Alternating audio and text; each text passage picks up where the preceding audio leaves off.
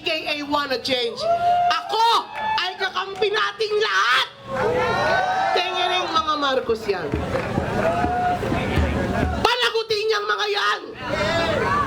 Hindi ba? Ayaw natin kay Sara. Gusto ba natin kay Marcos? Hindi.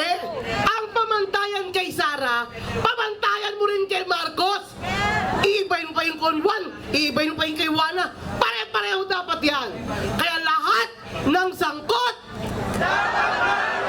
lahat ng sangkot. Anyway, late na tayo kasi hindi tayo agad pinapasok. Nagwagi ba sila? Hindi! Andito pa rin tayo.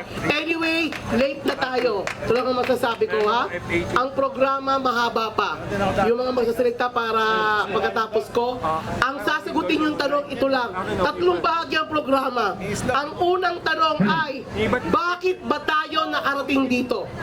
Ngayon ay November 30, birthday ni Andres Bonifacio. Sa paggunitan natin sa kanya, talasan natin ang ating pag-iisip, ang pagka-analisa, paano ba tayo nakarating dito? Sa lahat na magsasalita, meron kayo 1.5 minutes, May timer dyan. Ang lumagpas! Hahalikan ko kayo. Umayos ang lahat, para ang programa ay mabuo natin ng matiwasay. Kayo lilim ang mga tao na sa initan. 1.5 minutes to answer the question. Paano tayo nakarating dito? Maraming salamat po.